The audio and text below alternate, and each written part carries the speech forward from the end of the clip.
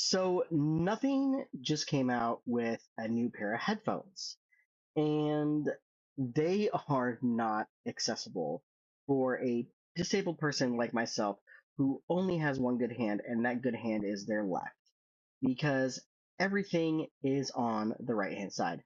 As our one of our favorite technology reviewers, MKBHD, is going to talk about right now. And just reintroduced the packaging and all the features around it, then I think they've done enough to make an entirely different product. There's about 5 different interesting buttons on the Nothing Headphones one. First of all, this top button here is actually also a slider, kind of like a mouse scroll wheel. So it's smooth, it goes back and forth, and it's volume up and down. But you can also press it in once to play pause, and then hold it down to switch between transparency and noise cancellation. I don't love that they still make this creepy sound when they do, but that's already way better than those finicky touch sensitive areas we've seen on so many other headphones lately, so I'm down with it. And then right below that, there's this like paddle that's large enough and easy to find without seeing it, and that is the next track and previous track button. And in certain supported apps, it'll also actually hold down to fast forward or rewind. Confirmed this works in chunks in Spotify, but it also works, I think, best in like a 2x scrubbing speed in Apple Music. But then the bottom of the right headphone has the on-off switch, the USB Type-C port, and the 3.5mm headphone jack. And then at the front of the right ear is a customization button. By default, pressing it once triggers a voice assistant on whatever phone you've paired to. But in the Nothing app, you can actually customize this button to do other things. And then on the inside here is a subtle but useful Bluetooth pairing button. So no touch controls, no awkward finicky swiping, only tactile physical buttons and switches. Thumbs up to the control system. And then they hit Thumbs down.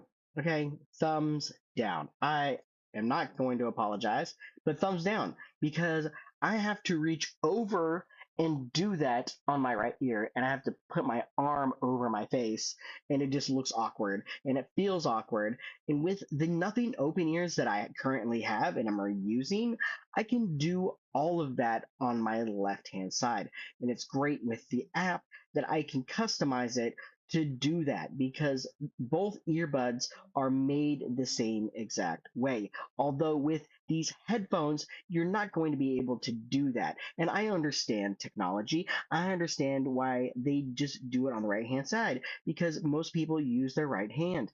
And you know what? Left handed people aren't as many people that are doing that. And so I understand. But the thing is, for a disabled person who only has one good hand, it just sucks. Okay. And I want to like this product. I really do. And I want to like what Nothing does. But it just so hard sometimes with Nothing. And I just hope that the new phone can actually have supported bands that is not just, the ones that they have. Because I would really like to use their phone, because the bands that I use, it's limited. I know I'm dumb, but it's whatever. But these Nothing headphones, kudos for you, Nothing, and I hope they sell well. I mean, they're $300. Um, so, it's those people who can afford $300. Although, I don't know what's going to happen with this economy that we're in. Although the West, we might not be the demo. I know that over in Europe and in India and in Japan, they're doing fine. But over here, not so good. But who knows? But that is my hot take on the Nothing headphones. One, that they are not accessible for a physically disabled person who only has one good hand, and that good hand is the left hand side.